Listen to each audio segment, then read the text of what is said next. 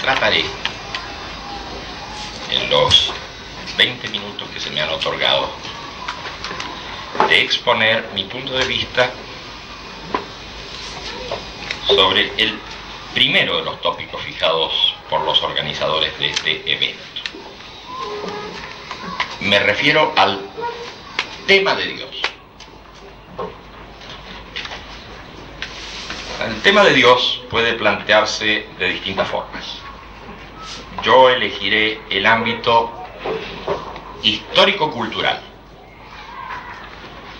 emplazándome aquí no por afinidad personal, sino en atención al enmarque implícito establecido para este encuentro. Dicho enmarque incluye otros puntos tales como la religiosidad en el mundo contemporáneo y la superación de la violencia personal y social. El objeto de esta exposición será, por consiguiente, el tema de Dios y no Dios. ¿Por qué habríamos de ocuparnos de Dios? ¿Qué puede tener de interesante para nosotros, gente ya del siglo XXI, semejante asunto? ¿No se lo había dado por concluido, luego de la afirmación de Nietzsche, Dios ha muerto? Al parecer, esta cuestión no ha sido cancelada por simple decreto filosófico. Y no ha podido ser cancelada por dos importantes motivos.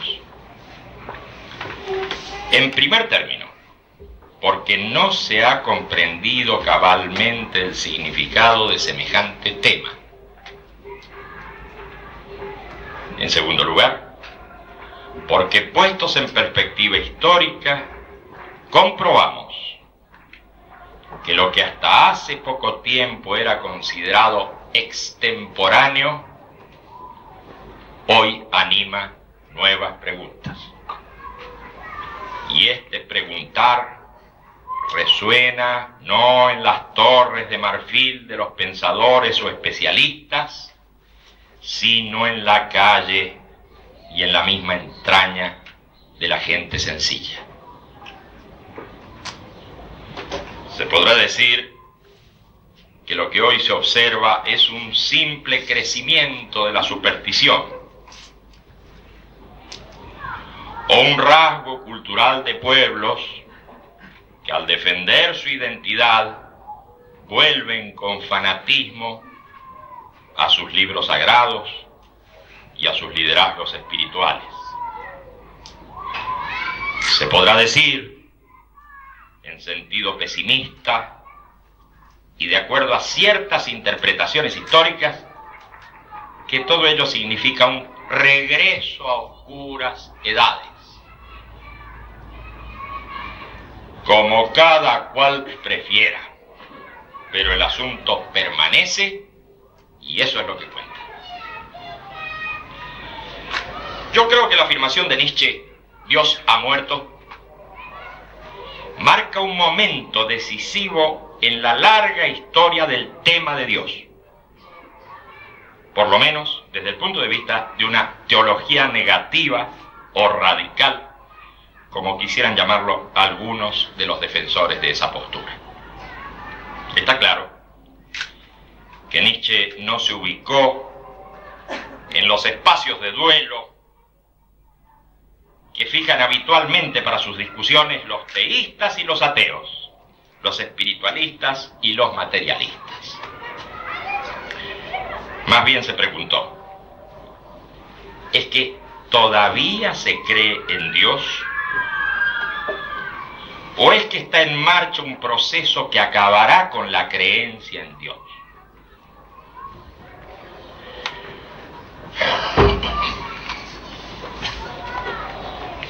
En su Zaratustra dice, y así se separaron el anciano y el hombre, riendo como ríen los niños.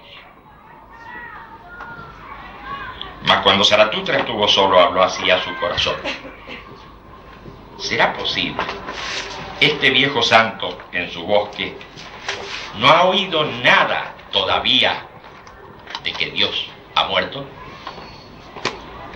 En la cuarta parte de la misma obra pregunta Zaratustra: ¿qué sabe hoy todo el mundo? ¿Acaso que no vive ya el viejo Dios en quien todos creyeron en otro tiempo? Tú lo has dicho, respondió el anciano contristado, y yo he servido a ese Dios hasta su último momento. Por otra parte, en su Galla Ciencia aparece la parábola del demente que buscaba a Dios en la plaza pública. Os diré dónde está Dios. Dios ha muerto. Dios sigue muerto. Pero como sus oyentes no entendían, el demente les explicó que había llegado prematuramente, que la muerte de Dios todavía estaba ocurriendo. Es evidente en los párrafos citados que se está haciendo alusión a un proceso cultural, al desplazamiento de una creencia, dejando de lado la determinación exacta de la existencia o inexistencia en sí de Dios. La implicación que tiene el desplazamiento de tal creencia es de consecuencias enormes, porque arrastra tras de sí a todo un sistema de valores, por lo menos en el Occidente y en la época en que escribe Nietzsche. Por otra parte, esta pleamar del nihilismo que este autor predice para los tiempos venideros tiene como trasfondo su anunciada muerte de Dios. Dentro de esta concepción puede pensarse que si los valores de una época están fundamentados en Dios y éste desaparece, tendrá que sobrevenir un nuevo sistema de ideas que dé cuenta de la totalidad de la existencia y que justifique una nueva moral. Ese sistema de ideas debe dar cuenta del mundo, de la historia, del ser humano y su significado, de la sociedad y de la convivencia, de lo bueno y lo malo, de lo que se debe hacer y de lo que no se debe hacer. Ahora bien, ideas de este tipo habían comenzado a aparecer desde hacía mucho tiempo hasta desembocar finalmente en las grandes construcciones del idealismo crítico y del idealismo absoluto. Para el caso daba igual que un sistema de pensamiento se aplicara en dirección idealista o materialista, porque su entramado, su metodología de conocimiento y acción, era estrictamente racional, y en todo caso no daba cuenta de la totalidad de la vida.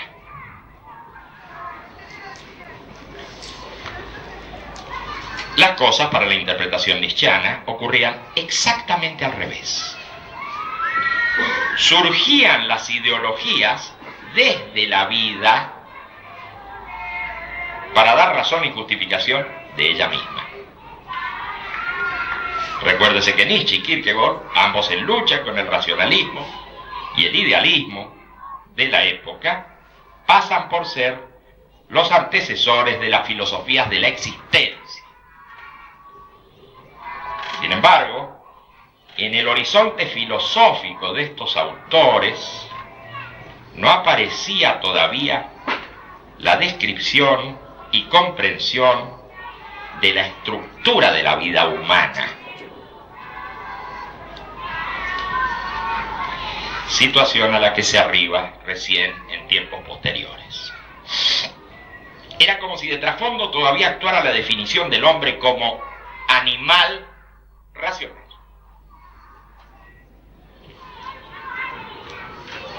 Como naturaleza dotada de razón, y esta razón pudiese comprenderse en términos evolutivos animales, en términos de reflejo, etc. En esa época, todavía podía pensarse con legitimidad que la razón era lo más importante, o a la inversa, que los instintos y las fuerzas oscuras de la vida orientaban a la razón. Este segundo era el caso de Nietzsche y de los vitalistas en general. Pero luego del descubrimiento, el descubrimiento de la vida humana, las cosas han cambiado. Y aquí debo disculparme por no desarrollar este punto en razón de las limitaciones existentes en esta exposición. Sin embargo, quisiera mejorar un poco la sensación de extrañeza que se experimenta cuando se afirma que la vida humana es de reciente descubrimiento y comprensión. En dos palabras. Desde los primeros hombres hasta hoy, todos hemos sabido que vivimos y que somos humanos. Todos hemos experimentado nuestra vida. Sin embargo, es muy reciente en el campo de las ideas la comprensión de la vida humana, con su estructura típica y con sus características propias. Es como decir, los humanos siempre hemos vivido con códigos de ADN y ARN en nuestras células, pero hace muy poco tiempo que han sido descubiertos y comprendidos en su funcionamiento. Así las cosas, conceptos como intencionalidad, apertura, historicidad de la conciencia, intersubjetividad, horizonte, etc., son de reciente precisión en el campo de las ideas, y con ellos se ha dado cuenta de la estructura, no de la vida en general, sino de la vida humana. Resultando de todo esto, una definición radicalmente diferente a la del animal racional. De este modo, por ejemplo, la vida animal, la vida natural, comienza en el momento de la concepción. Pero, ¿cuándo comienza la vida humana? Si es por definición ser en el mundo. Y este es apertura y medio social. O bien, la conciencia es reflejo de condiciones objetivas y naturales, o es intencionalidad que configura y modifica las condiciones objetivas. O el ser humano está definitivamente terminado, o es un ser capaz de modificarse y construirse a sí mismo, no solamente en sentido histórico y social, sino en sentido biológico. Así, con ejemplos interminables de nuevos problemas que plantea el descubrimiento de la estructura de la vida humana, podríamos llegar a rebasar el ámbito de las preguntas que se plantearon en la época del Dios ha muerto, dentro del horizonte histórico en el que todavía estaba vigente la definición del ser humano como animal racional. Volviendo a nuestro tema.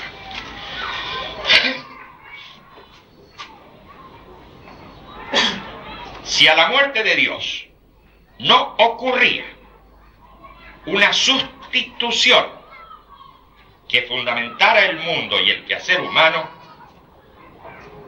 o bien, si se impusiera forzadamente un sistema racional en el que escapaba lo fundamental, es decir, la vida, el caos y el derrumbe de los valores habría de sobrevenir arrastrando tras de sí a toda la civilización. A eso llamó Nietzsche la pleamar del nihilismo y en ocasiones el abismo. Está claro que no alcanzaron sus estudios sobre la genealogía de la moral ni sus ideas del más allá del bien y del mal para producir la transmutación de los valores que buscaba afanosamente. Más bien, buscando algo que pudiera superar a su último hombre del siglo XIX, construyó un superhombre que, como en las más recientes leyendas del Golem, echó a andar sin control, destruyendo todo a su paso. Se puso en pie el irracionalismo y la voluntad de poderío como máximo valor, constituyendo el trasfondo ideológico de una de las mayores monstruosidades que recuerda la historia. El Dios ha muerto no pudo ser resuelto o superado por una nueva y positiva fundamentación de los valores.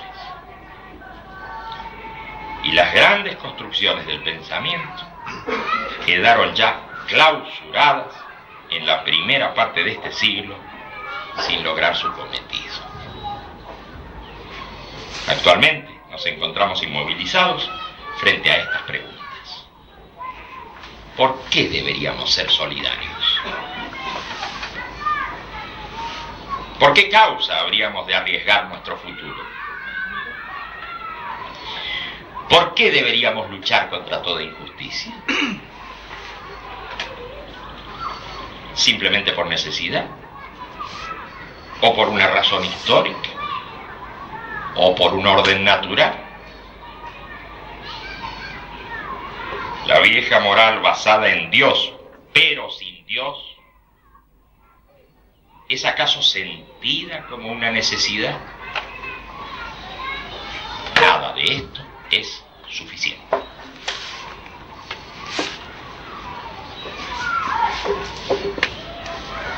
Y si hoy nos encontramos con la imposibilidad histórica de que surjan nuevos sistemas totales y fundamentantes, la situación parece complicarse. Recordemos que la última gran visión de la filosofía aparece en las investigaciones de Husserl en 1900, al igual que la visión completa del psiquismo humano que propone Freud en la interpretación de los sueños, 1900. La cosmovisión de la física se plasma en 1905 y en 1915 en la relatividad de Einstein. La sistematización de la lógica en los Principia Mathematica de Russell y Whitehead en 1910 y en el Tratado Lógico Filosófico de Wittgenstein en 1921. Ya con el ser y el tiempo de Heidegger en 1927, obra inconclusa, que pretendió fundamentar la nueva ontología fenomenológica, se marca la ruptura de los grandes sistemas de pensamiento.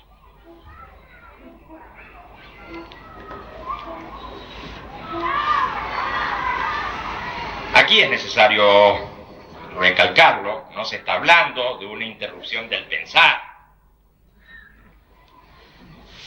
sino de la imposibilidad de continuar con la elaboración de los grandes sistemas capaces de fundamentarlo todo.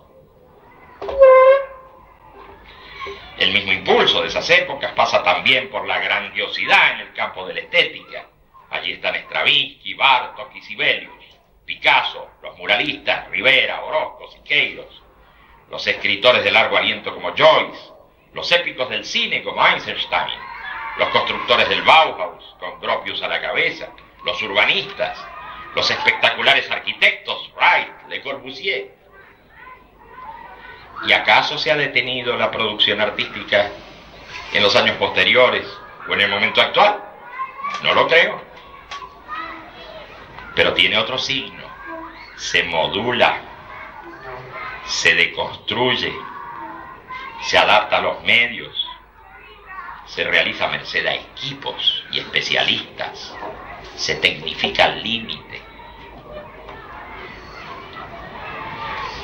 Los regímenes políticos sin alma que se imponen en aquellas épocas y que en su momento dan la ilusión de monolitismo y completitud, bien pueden entenderse como retrasos fácticos de romanticismos delirantes, como titanismos de la transformación del mundo a cualquier precio.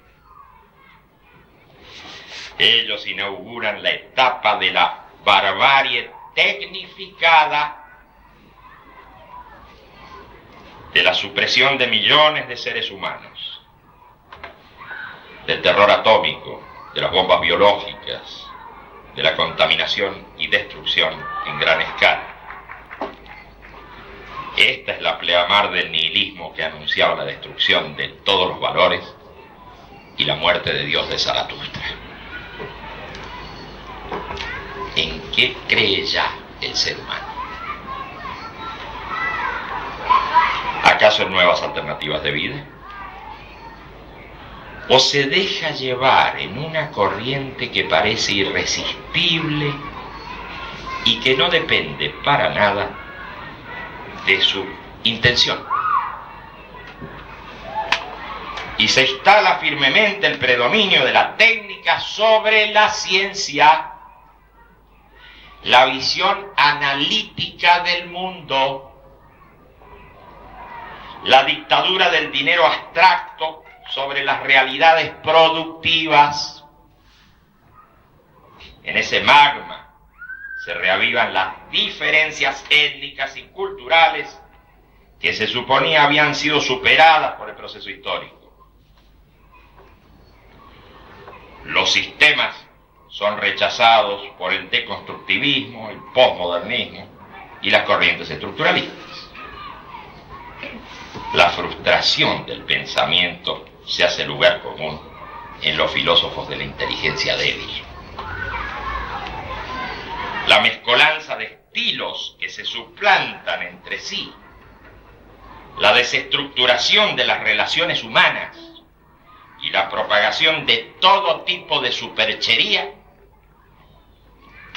recuerdan las épocas de la expansión imperial, tanto en la vieja Persia como en el proceso helenístico y durante el cesarismo romano.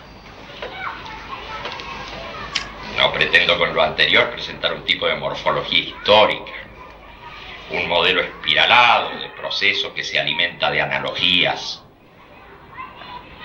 En todo caso, trato de destacar aspectos que para nada nos sorprenden o nos parecen increíbles, porque ya en otros tiempos afloraron, aunque en diferente contexto de mundialización y de progreso material. Tampoco quiero transmitir la atmósfera de inexorabilidad de una secuencia mecánica en la que para nada cuenta la intención humana. Más bien pienso lo contrario. Creo que gracias a las reflexiones que suscita la experiencia histórica de la humanidad, se está hoy en condiciones de iniciar una nueva civilización, la primera civilización planetaria. Pero las condiciones para este salto son en extremo difíciles.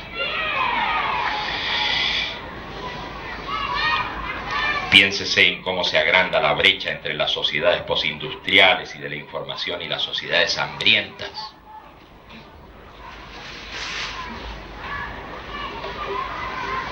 En el crecimiento de la marginación y la pobreza en el interior de las sociedades opulentas. En el abismo generacional que parece detener la marcha de la superación histórica.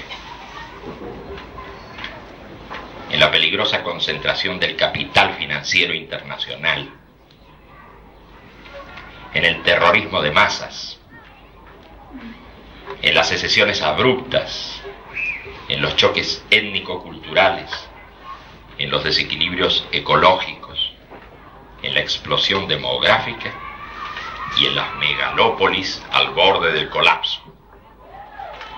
Piénsese en todo esto y, sin entrar en la variante apocalíptica, habrá de convenirse en las dificultades que presenta el escenario actual.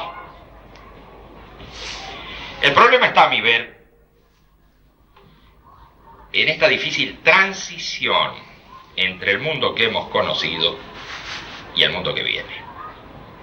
Y, como al final de toda civilización y al comienzo de otra, habrá que atender a un posible colapso económico, a una posible desestructuración administrativa, a un posible reemplazo de estados por paraestados y por bandas,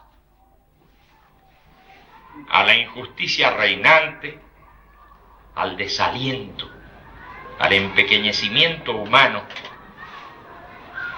a la disolución de los vínculos, a la soledad, a la violencia en crecimiento y al irracionalismo emergente en un medio cada vez más acelerado y cada vez más global. Por sobre todo habrá que considerar qué nueva imagen del mundo habrá de proponerse, qué tipo de sociedad, qué tipo de economía, de valores, qué tipo de relaciones interpersonales, qué tipo de diálogo entre cada ser humano y su prójimo, entre cada ser humano y su alma. Sin embargo, para toda nueva propuesta hay por lo menos dos imposibilidades. Primera, ningún sistema completo de pensamiento podrá hacer pie en una época de desestructuración. Segunda, ninguna articulación racional del discurso podrá sostenerse más allá del inmediatismo de la vida práctica o más allá de la tecnología. Estas dos dificultades embretan a la posibilidad de fundamentar nuevos valores de largo alcance.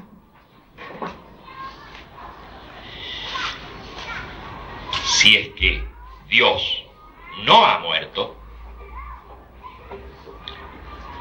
entonces las religiones tienen responsabilidades que cumplir con la humanidad. Hoy tienen el deber de crear una nueva atmósfera psicosocial, de dirigirse a sus fieles en actitud docente y erradicar todo resto de fanatismo y fundamentalismo. No pueden quedar indiferentes frente al hambre, la ignorancia, la mala fe y la violencia.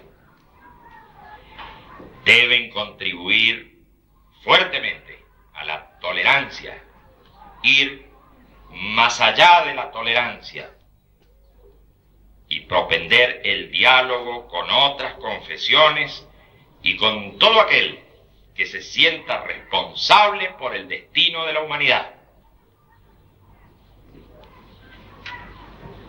Deben abrirse,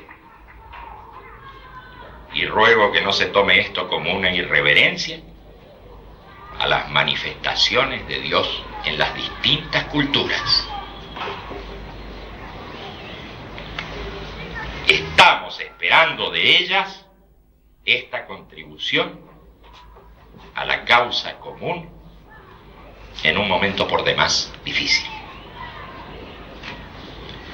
Si en cambio Dios ha muerto en el corazón de las religiones, podemos estar seguros que ha de revivir en una nueva morada, como nos enseña la historia de los orígenes de toda civilización. Y esa nueva morada estará en el corazón del ser humano, muy lejos de toda institución y de todo poder.